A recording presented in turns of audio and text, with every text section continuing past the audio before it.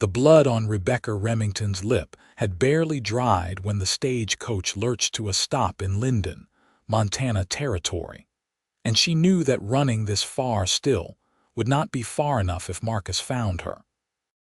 She pressed her fingers to her mouth, wincing at the split skin, a parting gift from the man she had foolishly promised to marry 3 months ago in San Francisco. The other passengers gave her pitying looks or studiously avoided her gaze, and Rebecca wondered which was worse. She had exactly $14 to her name, a carpet bag with 2 dresses, and the kind of desperation that made women do foolish things. The mountain town of Linden sprawled before her like something from a fever dream, all rough timber buildings and muddy streets, surrounded by peaks that seemed to touch the sky itself.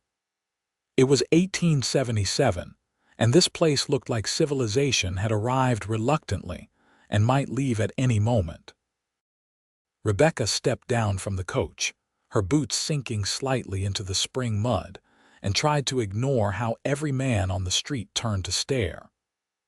A woman traveling alone always drew attention, but a woman with a bruised face and fear in her eyes drew the wrong kind. The stagecoach driver set her bag down without meeting her eyes. "You got people here, miss?" "Yes," Rebecca lied, because the truth would have him putting her right back on that coach. She had no one. Her parents were dead, her brother lost to the war, and the man she had thought would save her from poverty had turned out to be worse than destitution could ever be. The driver tipped his hat and climbed back up, leaving her standing in the middle of the street with her inadequate belongings and her bruises. Rebecca picked up her bag and started walking, pretending she knew where she was going. The town was small enough that she passed the entire main street in less than 5 minutes. A mercantile, a saloon that was already doing brisk business despite the early hour, a blacksmith, a building that advertised itself as serving as both church and school, and a modest hotel that looked like it had seen better days. The hotel would eat through her money too quickly. Rebecca stood on the wooden sidewalk trying to think, trying not to panic. She needed work, and she needed it immediately. "You lost." The voice came from behind her, gravelly and deep, and Rebecca spun around so fast her bag nearly flew from her hand. The man standing there was the largest human being she had ever seen. He had to be at least 6.5 feet tall, with shoulders so broad they seemed to block out the sun. His hair was dark brown and fell past his shoulders, tied back with a leather cord, and a thick beard covered the lower half of his face. But it was his eyes that caught her attention, pale blue and surprisingly gentle in that weathered, tanned face. He wore buckskin pants and a shirt that strained against muscles that spoke of a life spent in hard physical labor. Everything about him should have been terrifying, but something in his expression made Rebecca's panic ease just slightly. "I'm looking for work," she said, lifting her chin despite the way her voice wanted to shake. "Do you know if anyone in town is hiring?" His gaze moved to her face, and she saw the exact moment he registered the bruise blooming across her cheekbone and the split in her lip. Something hardened in those blue eyes, turning them cold as mountain ice. "Who did that to you? That's none of your concern." Rebecca adjusted her grip on her bag. "I just need work." The man was quiet for a long moment, studying her with an intensity that made her want to squirm. Finally, he said, "Isaac Kendrick. I have a cabin about 5 miles up the mountain. I was just heading to post a notice that I need someone to help with cooking and cleaning. I'm no good at domestic things, and I'm tired of living like an animal." Rebecca's heart leaped and then immediately sank. "I don't have a horse. I can't travel 5 miles every day." "Room and board included," Isaac said. "Separate quarters. I have a small cabin next to the main one that I use for storage. It needs cleaning out, but it's sound and has a stove. $20 a month plus food." It was more than generous. It was suspiciously generous. Rebecca had learned the hard way that men did not offer women things out of the kindness of their hearts. "What else would you expect from me?" Isaac's eyebrows drew together, creating a deep crease between them. Then understanding dawned, and something like offense flashed across his face. "Nothing else. I need someone to cook food that doesn't taste like charred leather and to keep my cabin from looking like a bear lives in it. That's all. You want references, you can ask anyone in town. I've lived here 5 years, and I've never treated a woman with anything but respect." A woman passing by on the sidewalk paused. "That's true, dear. Isaac Kendrick is the most honorable man in Linden. Keeps to himself mostly, but he's helped half the families in this town at one point or another. Fixed my roof last winter and wouldn't take a penny for it." She gave Rebecca a kind smile. "You could do worse than work for him." Isaac looked uncomfortable with the praise. "I just need help. You need work. It's a simple arrangement." Rebecca's options were limited to non-existent. She could take this job, or she could spend her $14 on a week or two at the hotel while she looked for something else that might not exist in a town this small. And if Marcus somehow tracked her here, being up on a mountain might make her harder to find. "All right," she said. "When do we leave?" "Now, if you're ready. I need to pick up supplies and then we can head up." Isaac gestured toward the mercantile. "You need anything from the store, we can put it on my account. I can pay for my own things." Rebecca had her pride, even if she did not have much else. Isaac shrugged, a movement that made his massive shoulders roll. "Suit yourself." The mercantile was dim and smelled of coffee, tobacco, and leather. The proprietor, a thin man with spectacles, greeted Isaac with obvious warmth. "Isaac, good to see you down from your mountain. What can I get for you?" "The usual supplies, Thomas, and this is Miss." Isaac paused, realizing he did not know her full name. "Rebecca Remington." "Miss Remington will be working for me. She'll be coming down for supplies from time to time. Put whatever she needs on my account." Thomas's eyes widened slightly as he took in her appearance, but he was polite enough not to comment. "Of course. Welcome to Linden, Miss Remington." Rebecca watched as Isaac ordered flour, sugar, coffee, salt, beans, cornmeal, and various other staples in quantities that seemed excessive until she remembered he lived 5 miles from town and probably came down infrequently. She bought herself a bar of soap that smelled like lavender, the small luxury making her feel slightly more human. Isaac loaded everything into a wagon hitched to 2 sturdy horses, then helped her up onto the bench seat with a hand under her elbow. His touch was careful, gentle, as if she might break. It was so different from Marcus's rough grabs and painful grips that Rebecca felt something in her chest constrict.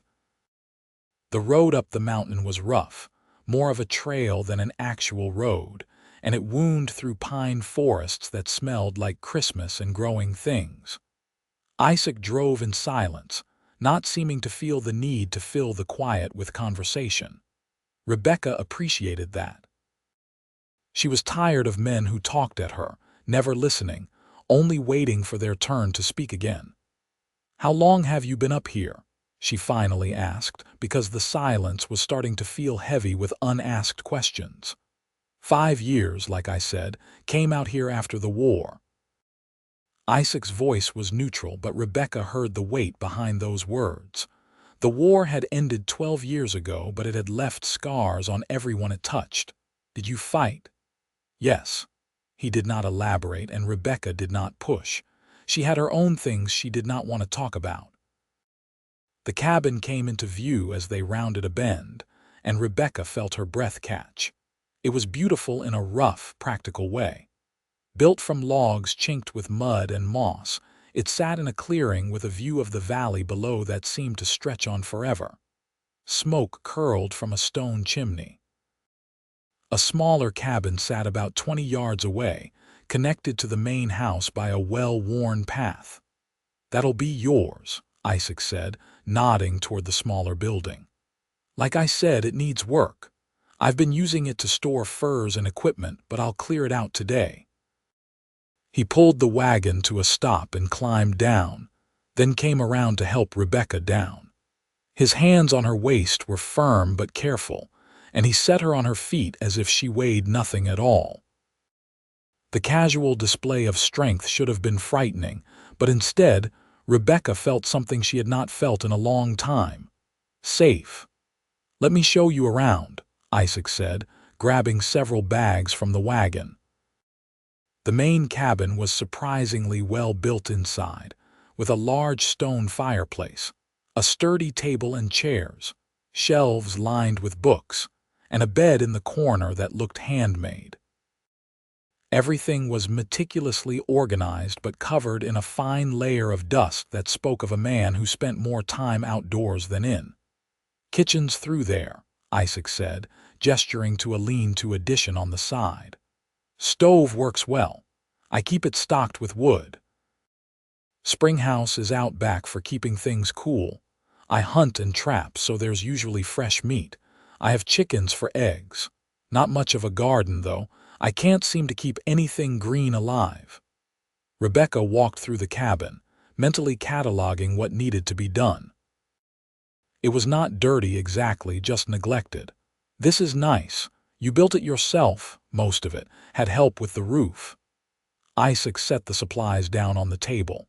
"Let me get your cabin cleared out. You can stay in here for tonight if you'd rather. I can sleep in the barn." "That's not necessary. I'm sure the cabin will be fine once it's cleared." Isaac looked doubtful but did not argue. He spent the next 3 hours hauling furs, traps, and various equipment out of the small cabin and into the barn. Rebecca watched from the doorway of the main cabin, amazed at how he carried loads that would have required 2 normal men. When he was done, he swept the floor, wiped down the surfaces, and started a fire in the small stove to air the place out. "There's a bed frame, but you'll need a mattress. I have extra ticking. We can stuff it with pine needles for tonight, and I'll see about getting proper materials when I go down next week." "Pine needles are fine," Rebecca said. She had slept on worse. They worked together to fill the ticking, and by the time the sun was setting, Rebecca had a bed, a clean cabin, and a job. Isaac brought her a plate of the food he had cooked, which was indeed barely edible, burned on the outside and raw in the middle. "See what I mean?"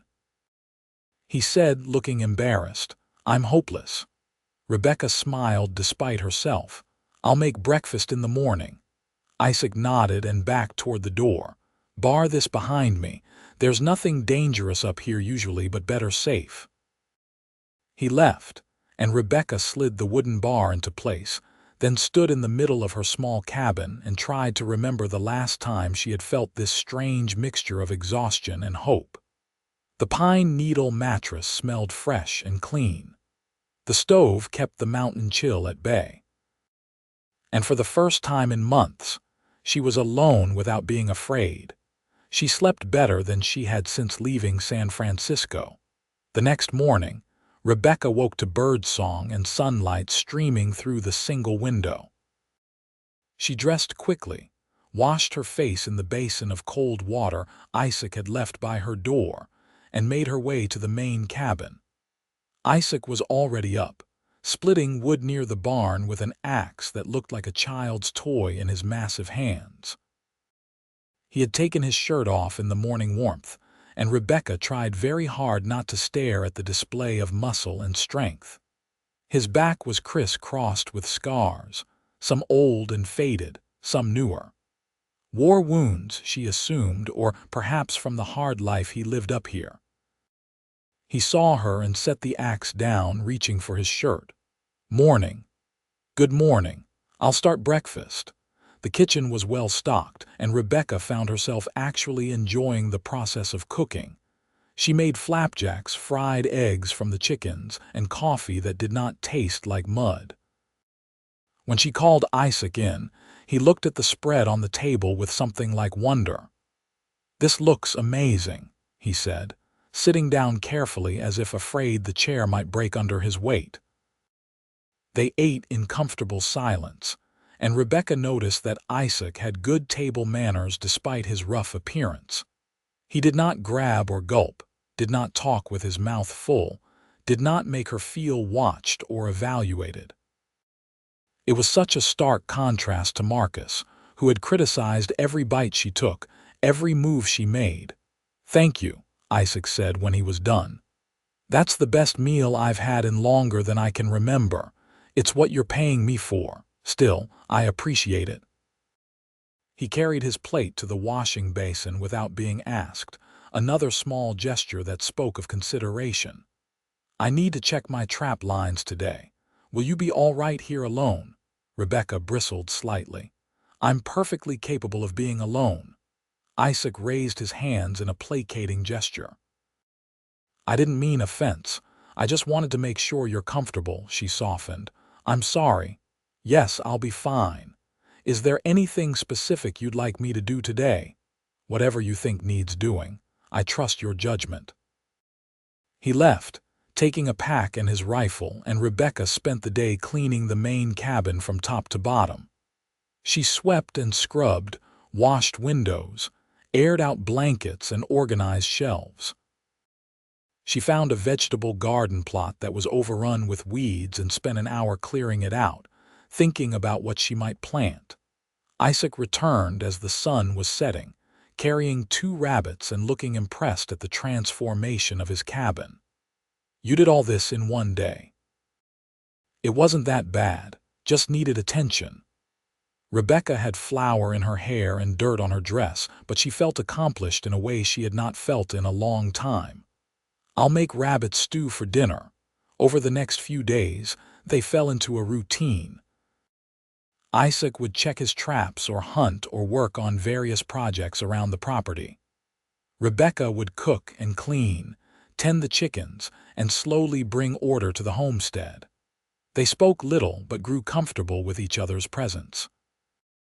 A week after Rebecca arrived, Isaac came back from checking his traps to find her sitting on the porch steps of her cabin, crying. She tried to hide it when she heard him approach, wiping her eyes quickly, but he had already seen. Isaac stopped several feet away, his expression concerned. "Are you hurt? What's wrong?" "Nothing, I'm fine." Rebecca's voice was thick with tears she was trying to suppress. "You're crying, that's not fine." Isaac moved closer but stayed at a respectful distance. "Did something happen? Did someone come here?" The genuine worry in his voice made Rebecca cry harder. "No, nothing like that. I'm sorry, I'm being foolish." "You're not foolish. Tell me what's wrong, please." Rebecca looked up at this mountain of a man who was watching her with such gentle concern, and something broke inside her. "I was just thinking about how nice this week has been, how peaceful. And then I started thinking about before, about how it wasn't like this, and I'm sorry. You don't need to hear this." Isaac sat down on the steps a few feet from her, his size making the porch seem small. "The man who hit you, was he your husband?" "No. I broke the engagement and ran before it could get that far." Rebecca wiped her eyes again. "His name is Marcus Dalton. We were in San Francisco. He seemed wonderful at first, charming and attentive. I had no family, no money, and he offered me security. I thought I was lucky. And then I agreed to marry him, and he changed. Or maybe he was always that way and just hid it well. He was controlling, wanted to know where I was every moment, got angry when I talked to other people. Then one day I questioned one of his decisions and he hit me, said it was my fault for provoking him." Rebecca's hands were shaking. "I knew if I stayed, it would only get worse. So I took the money I had saved and left in the middle of the night. I bought a ticket on the first stagecoach heading anywhere, which happened to be here." Isaac's jaw was clenched so tight she could see the muscle jumping. "He won't find you here, and if he does, he'll have to go through me. I don't want you to feel responsible for me. I'm not your burden. You're not a burden. Isaac's voice was fierce. You're a person who deserves to be treated with respect and kindness. What he did to you was wrong. What he made you feel was wrong. You did the right thing by leaving. Rebecca looked at this man who barely knew her, who was defending her with such conviction, and felt something shift in her chest. Why are you being so kind to me? Isaac was quiet for a long moment. My mother was in a situation like yours. My father was a violent drunk. She couldn't leave because she had nowhere to go and 5 children to feed. I watched her suffer for years until my father finally drank himself to death. I was 15 when she finally smiled again without fear behind it. I swore then that if I ever had the power to help a woman in that situation, I would. I'm sorry, that must have been hard. It taught me what kind of man I didn't want to be. Isaac stood up, his massive frame blocking out the setting sun. You're safe here, Rebecca. I give you my word on that. The way he said her name, gentle and respectful, made her feel seen in a way she had not felt in a very long time. Thank you, Isaac. He nodded and headed back to his cabin, leaving Rebecca sitting on the porch with her tears drying and a strange warmth spreading through her chest. The next morning, Rebecca woke to find a wildflower bouquet on her doorstep, simple purple and yellow blooms tied with a piece of twine. There was no note, but she knew they were from Isaac. She put them in a jar of water and smiled every time she looked at them throughout the day. Isaac did not mention the flowers, but he seemed pleased when he saw them displayed on her table. He had shot a deer and spent the morning butchering it, showing Rebecca how to preserve the meat in the springhouse. His hands were bloody and his shirt was stained, but he was patient as he explained each step, never making her feel stupid for not knowing. You're a good teacher, Rebecca said, watching him hang strips of venison to dry, just practical knowledge. Up here, you have to know how to do everything yourself. Isaac washed his hands in the basin. Though I admit having help makes it easier, it gets lonely sometimes. It was the most personal thing he had said since her confession on the porch, and Rebecca felt brave enough to ask, Have you always been alone up here? Mostly. There was a woman in town a few years back who seemed interested, but when I tried to court her properly, she said I was too rough, too uncivilized. Said she couldn't imagine being with someone who looked like a bear and lived like a hermit. Isaac's voice was matter of fact, but Rebecca heard the hurt underneath. She was an idiot. Isaac looked surprised, then pleased. Thank you for saying that. I mean it. You're the kindest man I've ever met, the most respectful. What you look like on the outside doesn't change that. Rebecca felt her cheeks heat. Any woman would be lucky to have you. The air between them felt suddenly charged with something Rebecca could not quite name. Isaac looked at her with an intensity that made her breath catch, but then he stepped back, putting distance between them. I should finish the butchering, he said, his voice rough. Rebecca nodded and went back to the main cabin, her heart beating faster than it should. 2 weeks passed, then 3.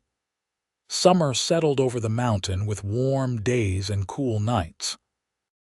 Rebecca's bruises faded, and so did some of the fear that had been her constant companion. She and Isaac worked together companionably, their conversations growing longer and more personal. She learned that he had been a soldier, that he had fought at Gettysburg, that he had come west to escape the memories and the crowds. He learned that she had grown up in Boston, that her father had been a teacher, that she loved to read but had not owned a book in years. The next time Isaac went to town, he came back with 3 books he had bought from the mercantile, claiming they had been on sale. Rebecca knew he was lying, knew he had bought them specifically for her, and she felt something in her chest grow warmer. She read to him in the evening sometimes, sitting by the fire while he repaired equipment or carved wood into useful things. His hands were always busy, but she could tell he was listening by the way he would pause when she reached an exciting part, or smile at something funny. One evening in early July, a storm rolled in fast and fierce, the kind of mountain weather that changed in an instant.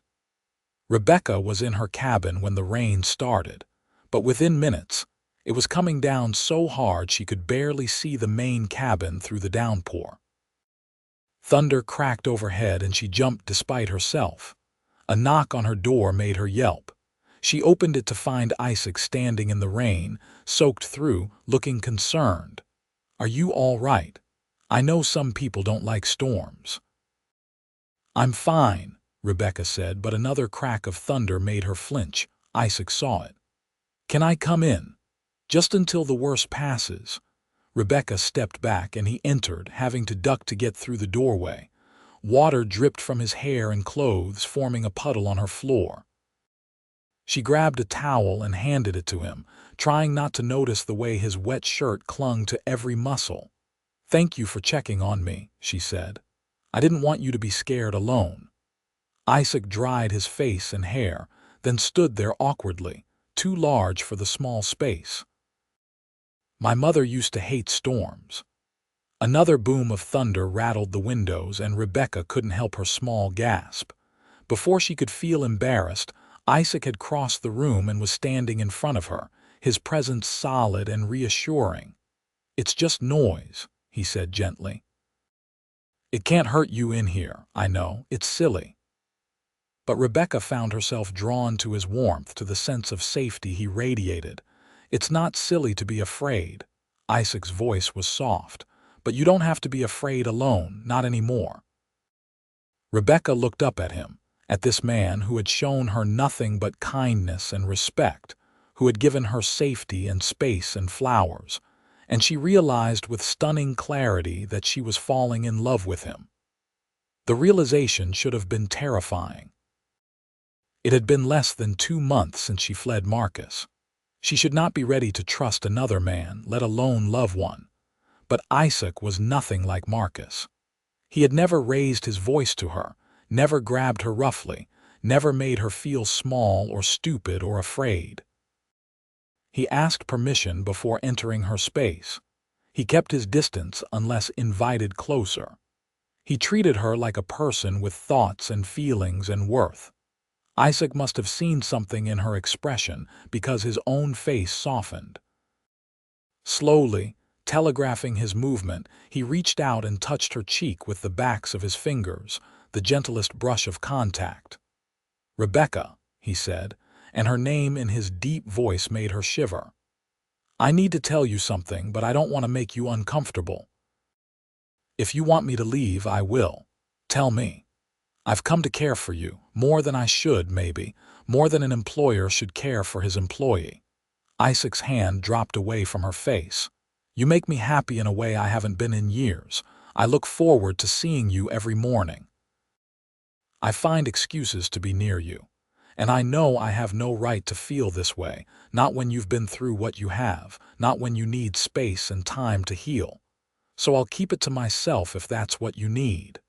But I wanted you to know that you're important to me. You matter." Rebecca's heart was pounding so hard she was sure he could hear it. "You matter to me too. As an employer, as a friend, as more than that." The words came out barely above a whisper, but in the quiet cabin with the storm raging outside, they were loud enough. Isaac's eyes widened. "Rebecca, you don't have to say that. I'm not expecting anything from you. I know you're not. That's part of why I'm saying it." Rebecca took a deep breath, gathering her courage. "You've shown me what kindness looks like, what respect looks like. You've never pushed or demanded or taken. You've given me space to heal, and in that space, I've realized that what I feel for you is real. I'm falling in love with you, Isaac Kendrick, and it terrifies me, but it also feels right in a way nothing has felt right in a very long time." Isaac looked stunned, like he could not quite believe what he was hearing. "I don't want to be something you'll regret. You won't be, you couldn't be." Rebecca stepped closer, closing some of the distance between them. "But I need you to understand something. I've never been treated gently. Marcus was rough and demanding, and before him, there were others who saw me as something to be used. I don't know how to be with someone who's kind. I might need time. I might need patience. I have all the time in the world, Isaac said, and patience is easy when it comes to you. Rebecca reached up and touched his bearded face, marveling at the softness of the hair, the warmth of his skin. I've never been kissed with tenderness. I don't know what that's like. Something flickered in Isaac's eyes, something fierce and protective and achingly gentle. Then let me show you. But only if you want. Only if you're ready. I want to be ready. Isaac raised his hand and cupped her face, his palm rough from work but his touch infinitely careful. Then, slowly, he leaned down and pressed his lips to her forehead. The kiss was chaste and sweet, reverent even, and it made Rebecca's eyes sting with unexpected tears. He pulled back and looked at her, waiting, his blue eyes searching hers. Tell me if you want more, or tell me if that's enough for tonight. Whatever you need, Rebecca. The fact that he was waiting for permission, that he was giving her control, made Rebecca feel safe in a way she had never experienced before. More, she whispered. Please. Isaac smiled, and it transformed his rugged face into something beautiful. May I kiss your lips? Yes. He leaned down again, and this time his lips met hers in a kiss so gentle it was barely there. A whisper of contact, soft and questioning. Rebecca's hands came up to rest on his chest, feeling his heart hammering beneath her palms. He was as affected by this as she was. The kiss deepened slowly, carefully, with Isaac following her lead. When she pressed closer, he wrapped his arms around her, surrounding her with his warmth and strength, but never squeezing too tight, never trapping her. When she pulled back to breathe, he let her go immediately, his arms loose around her waist. All right, he asked, his voice rough. Better than all right. Rebecca rested her forehead against his chest, listening to his heartbeat. That was perfect. They stood like that as the storm raged outside, holding each other in the quiet safety of the cabin. Eventually, the rain slowed, and Isaac reluctantly pulled away. I should go. Let you rest. You could stay, Rebecca said, then quickly added, just to sleep. I'd like to not be alone tonight. Isaac hesitated. Are you sure? I don't want to compromise your reputation or make you feel pressured. We're 5 miles up a mountain. I don't think my reputation is at risk, and you've never made me feel pressured. Stay, please. So Isaac stayed, lying on top of the blankets, fully clothed, while Rebecca curled up under them. He did not try to touch her, did not move closer, just provided his steady presence until she fell asleep, feeling safer than she ever had in her life. When she woke in the morning, he was gone, but there was a fresh bouquet of wildflowers on her table and the smell of coffee coming from the main cabin. Their relationship shifted after that night, becoming something deeper and more intimate, while still maintaining the respect and patience that had characterized it from the beginning. Isaac courted her properly, bringing her flowers, taking her on walks through the mountain meadows, reading to her when her voice grew tired. He kissed her often, but always gently, always waiting for her permission, always making sure she felt safe and cherished. Rebecca bloomed under his attention like the garden she had planted. The fear that had lived in her chest for so long began to fade, replaced by a tentative joy. She laughed more, smiled more, allowed herself to believe that maybe she could have a future that did not involve looking over her shoulder. August came with warm, golden light and the smell of pine sap. Isaac took Rebecca to a high meadow filled with wildflowers, and they had a picnic of bread and cheese and wild berries. She lay in the grass with her head on his lap, and he stroked her hair while they watched clouds drift by. I love you, Isaac said suddenly. I know I've said it before, but I want to make sure you know I mean it. This isn't just attraction or convenience. You're the best thing that's ever happened to me, Rebecca Remington. Rebecca sat up and turned to face him, taking his large hands in her smaller ones. I love you too. I wasn't sure I'd ever be able to say that to someone and mean it, but I do. I love you, Isaac. He kissed her then, deep and thorough but still gentle, his hands cradling her face like she was something precious. When they finally broke apart, both breathing hard, Isaac rested his forehead against hers. Marry me, he said. I know it's fast and I know you might need more time, but I want to spend my life with you. I want to wake up next to you every morning and fall asleep beside you every night. I want to build a life with you, have children with you if you want them, grow old with you, say you'll marry me. Rebecca felt tears streaming down her face, but they were happy tears. Yes, yes, I'll marry you. Isaac let out a whoop of joy that echoed across the meadow, then picked her up and spun her around, his strength making it effortless. When he set her down, he was grinning like a boy. We'll go to town tomorrow, get the preacher, do it proper. Tomorrow, unless you want to wait longer. I'm not trying to rush you. No, tomorrow is perfect, Rebecca laughed, feeling giddy with happiness. I don't need a big wedding or a fancy dress. I just need you. They rode down to Linden the next morning, Rebecca sitting in front of Isaac on his horse, his arms around her keeping her steady. The town was bustling with activity, and more than a few people stared at them with interest. The preacher was a kind, older man named Reverend Walsh, who performed the ceremony in the small church with Thomas from the Mercantile and his wife serving as witnesses. Rebecca wore her best dress, which was not much, and Isaac wore clean clothes and had trimmed his beard. He held her hands like they were made of glass as they said their vows, and when Reverend Walsh pronounced them husband and wife, Isaac kissed her with such tender reverence that Rebecca heard Mrs. Thomas sigh happily. They bought supplies for a celebration dinner, and Thomas threw in a bottle of wine as a wedding gift. The ride back up the mountain felt different now, charged with the knowledge that they were married, that they belonged to each other. Isaac carried her over the threshold of the main cabin, both of them laughing, and set her down gently. Welcome home, Mrs. Kendrick. That's going to take some getting used to.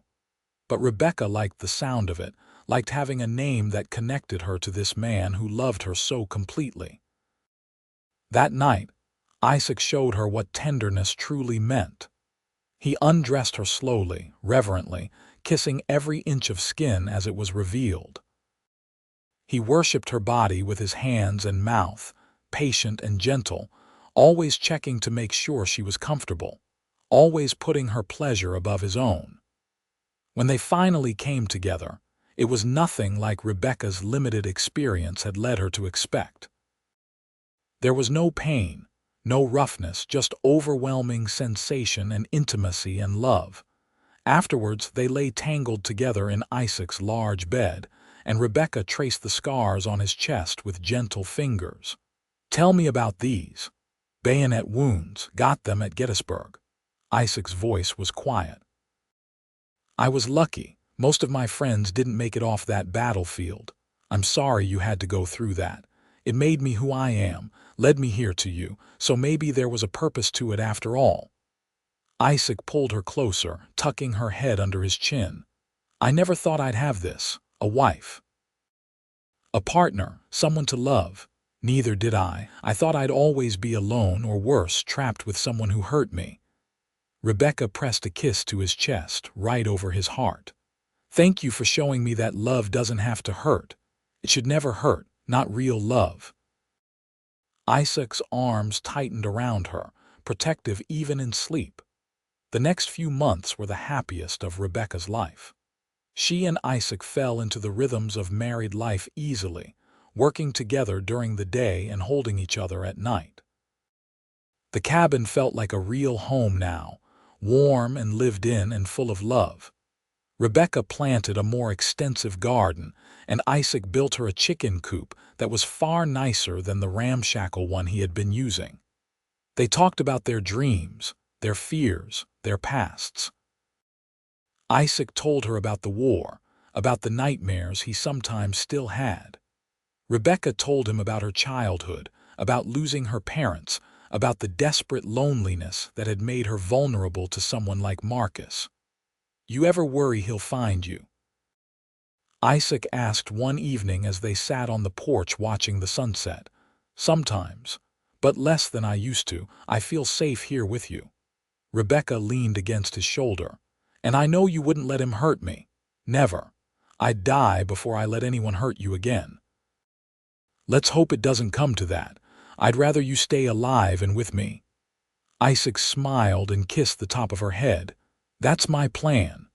September brought cooler weather and the first hints of fall color in the aspens. Isaac spent his days preparing for winter, cutting wood, hunting to fill the smokehouse, making sure they would be comfortable when the snow came.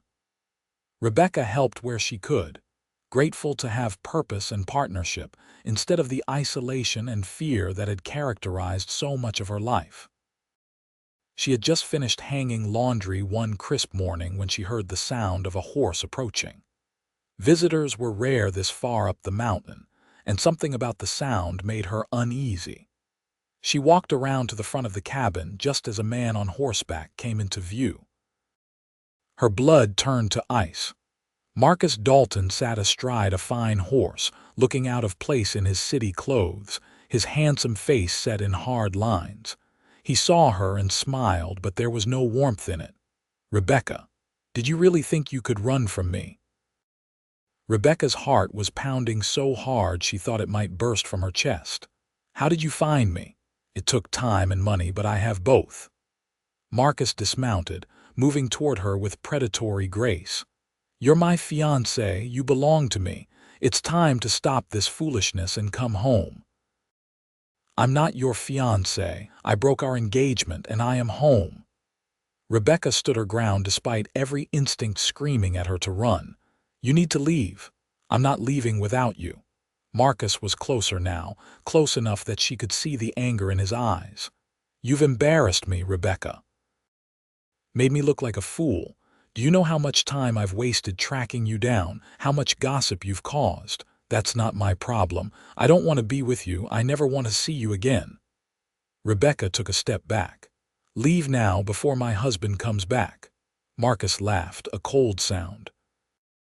"Husband, you married some backwoods savage. How desperate were you?" He reached out to grab her arm. "Come on, we're leaving." Before his hand could close on her, a massive shape appeared from around the corner of the cabin. Isaac stood there, an axe held loosely in one hand, his face set in an expression Rebecca had never seen before, cold and dangerous. "Take your hand away from my wife." Isaac's voice was low, deadly calm. Marcus looked up at Isaac and visibly paled. Isaac was terrifying when he was angry, all coiled strength and barely leashed violence. But he did not move toward them, did not threaten, just stood there radiating menace. "This is none of your business," Marcus said, trying to sound authoritative and failing. "Rebecca is my fiancée.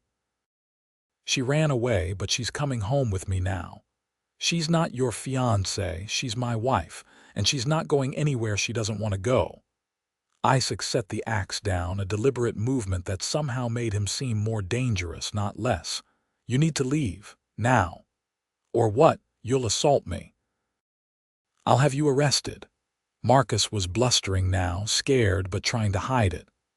"I won't lay a hand on you unless you touch my wife. But if you do touch her, if you so much as look at her wrong, I will break every bone in your body."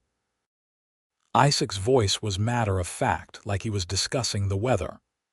"And up here, there's no one to arrest me, no one to hear you scream, just mountains and trees and animals that will scatter your bones." Rebecca believed him. More importantly, Marcus believed him.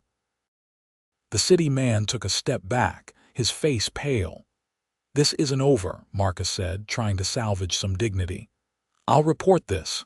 I'll have the law up here. The nearest lawman is 2 days' ride away, and he's a friend of mine. I helped his family through a hard winter. Who do you think he'll believe? A stranger making threats or the man who saved his children from starving? Isaac moved to stand next to Rebecca, his presence solid and reassuring. You have 60 seconds to get on that horse and ride away. After that, I'm going to assume you're trespassing with ill intent, and I'm going to act accordingly. Marcus looked between them, at Rebecca, who was standing tall next to her mountain man husband, at Isaac, who looked like he could tear a bear apart with his bare hands. Whatever he saw made him decide that Rebecca was not worth the risk. He mounted his horse clumsily, his hands shaking. You'll regret this, Rebecca. Both of you. The only thing I regret is ever agreeing to marry you in the first place, Rebecca said, her voice stronger than she felt. Don't ever come back here. You're not welcome. Marcus jerked his horse around and rode away, looking back once with an expression of impotent fury. They watched until he disappeared down the trail, then Isaac turned to Rebecca and pulled her into his arms. Are you all right? Did he hurt you? No, you got here in time. How did you know? I heard a strange horse. I was up in the woods, but I came back as fast as I could. Isaac's hands were running over her, checking for injuries. God, Rebecca, if he had hurt you again, I don't know what I would have done. You would have controlled yourself because that's who you are. Rebecca hugged him tight, feeling the rapid beat of his heart. Thank you for protecting me, for not actually hurting him, even though you wanted to. I wanted to tear him apart, Isaac admitted. But that would have scared you, and I never want to scare you. You don't scare me. You make me feel safe. Rebecca pulled back to look at him. Do you think he'll really try to bring the law up here? No. He's a coward, and cowards don't follow through on threats when they're not facing immediate confrontation. But if he does, Thomas and half the town will vouch for us. Everyone knows what kind of man I am, and anyone who sees us together will know you're happy. Isaac cupped her face. I won't let him take you. I'd give up everything before I'd let that happen. I know. I trust you.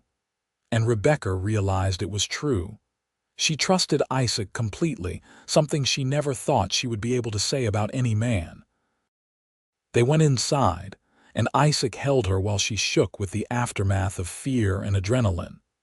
He murmured soft reassurances, stroked her hair, gave her exactly what she needed without her having to ask. Eventually, her trembling subsided, and she felt strong enough to pull back and smile at him. I'm all right now. You're more than all right. You're incredible. Isaac kissed her forehead. You stood up to him. You told him no. You were so brave. I was terrified. Bravery isn't the absence of fear. It's doing the right thing despite it. Isaac's eyes were warm with pride and love. I'm so proud of you. Rebecca felt tears sting her eyes, but they were good tears. I love you. I love you too, always. Marcus never came back, and as the weeks passed, Rebecca stopped looking over her shoulder expecting to see him. Fall deepened into winter, and the first snow came in late October, transforming the mountain into a wonderland of white. Isaac had prepared well, and they were snug and warm in their cabin with plenty of food and wood. The long winter nights were perfect for reading by the fire, for talking about everything and nothing, for making love slowly and thoroughly while the wind howled outside. Rebecca learned every inch of Isaac's body, every scar and muscle, and he learned hers. They fit together perfectly, partners in every sense of the word.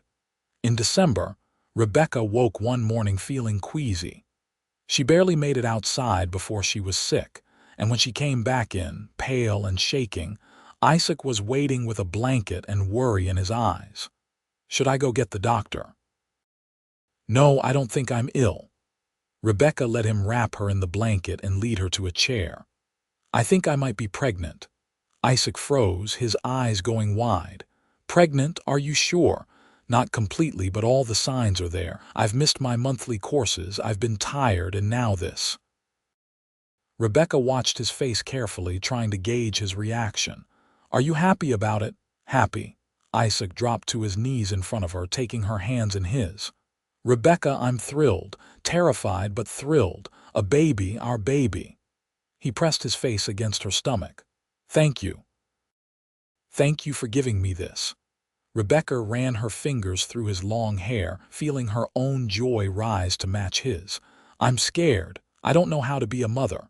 And I don't know how to be a father. We'll figure it out together." Isaac looked up at her with tears in his eyes. "Our child is going to be so loved, so wanted, so safe. I promise you that. I know. You're going to be a wonderful father." The pregnancy was not easy. Rebecca was sick for the first few months, and Isaac hovered like a worried bear, bringing her dry crackers, ginger tea, anything that might help. He took over all the heavy work without complaint, insisted she rest, and rubbed her feet when they swelled. When spring came and the sickness finally subsided, Rebecca felt better than she had in months. Her belly grew round and full through the spring and summer.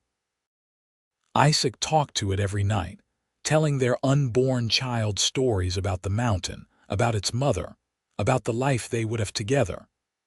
He built a cradle from smooth pine, carved with mountain flowers and birds, working on it for weeks until it was perfect.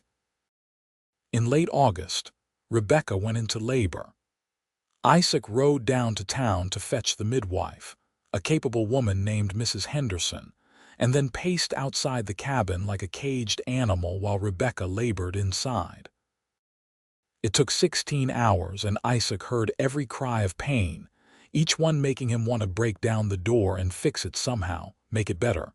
Finally, as the sun was setting, he heard a new sound, a baby's cry, strong and healthy. Mrs. Henderson opened the door and smiled at him. "You have a son." "Congratulations." Isaac burst into the cabin to find Rebecca propped up in bed, exhausted but beaming, holding a tiny bundle wrapped in blankets. She looked up when he entered, and her smile widened. "Come meet your son." Isaac approached on shaking legs and looked down at the tiny red face.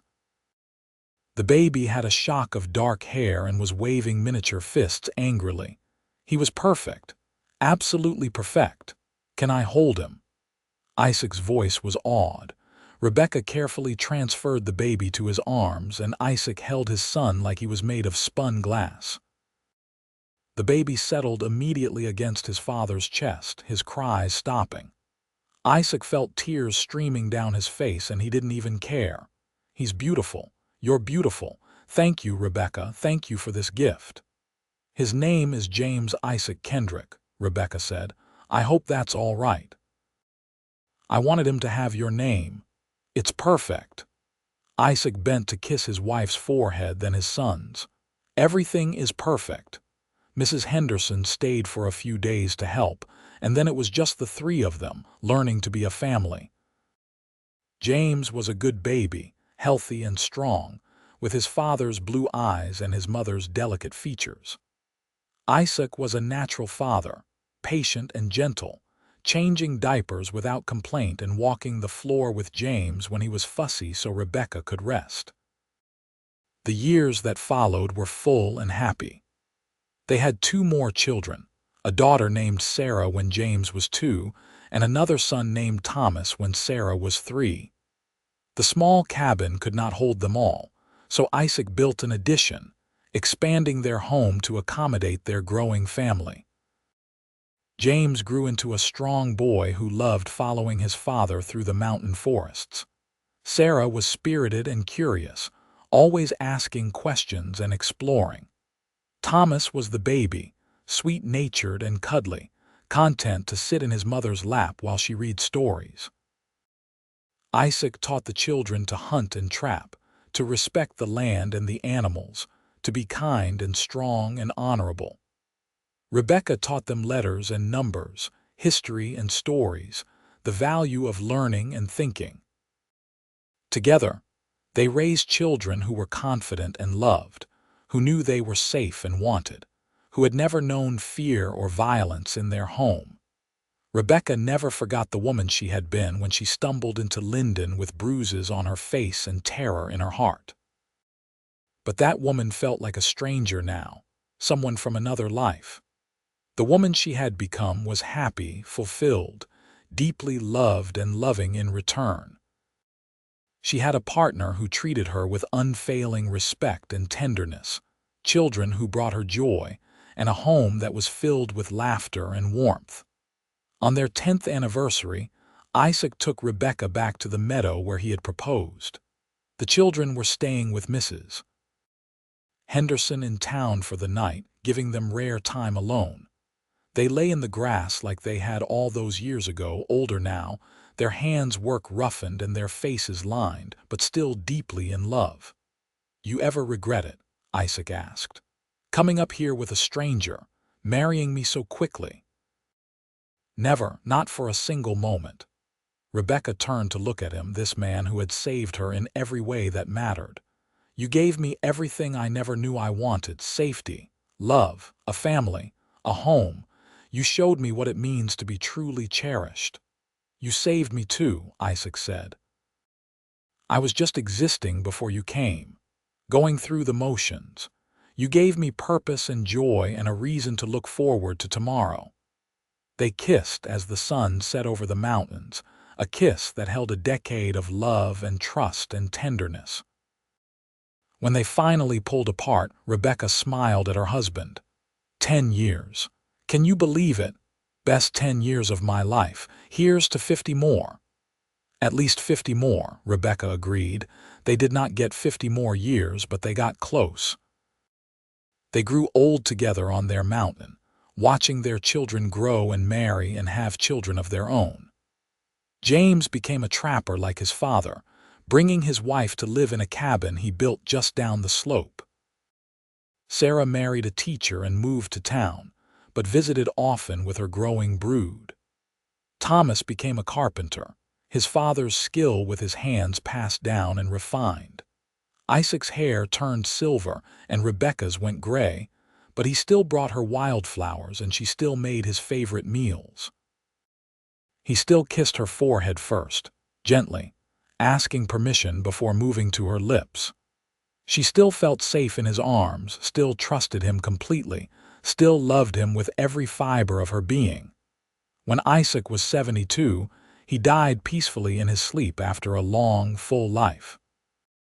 Rebecca held his hand and felt her heart break, but even in her grief, she was grateful. Grateful for every year, every day, every moment they had shared. Grateful that he had shown her what love was supposed to be.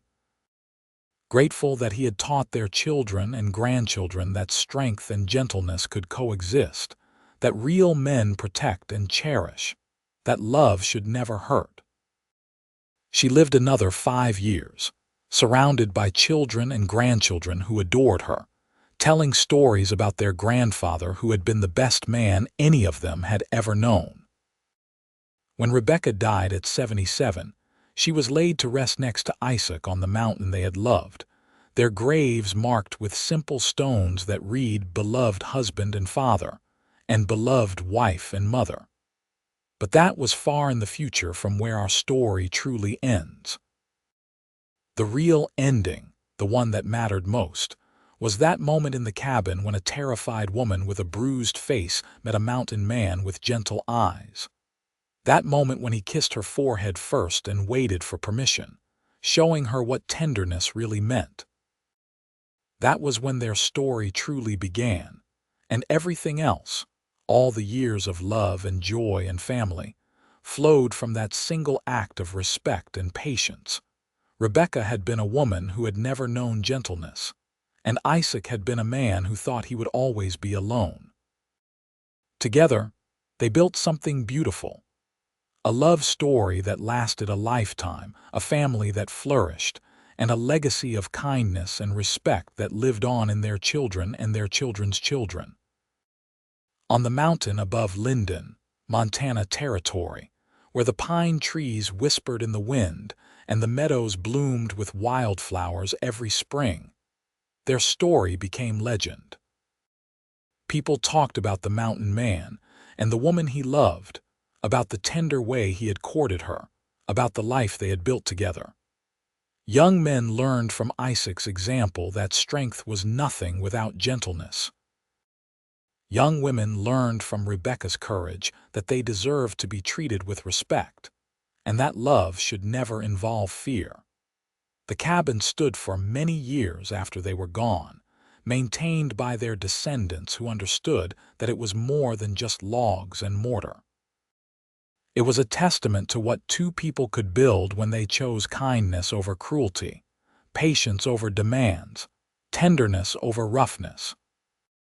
It was a reminder that the best love stories are not about grand gestures or dramatic declarations, but about the small, daily choices to be gentle, to be patient, to wait for permission, to cherish the person you love.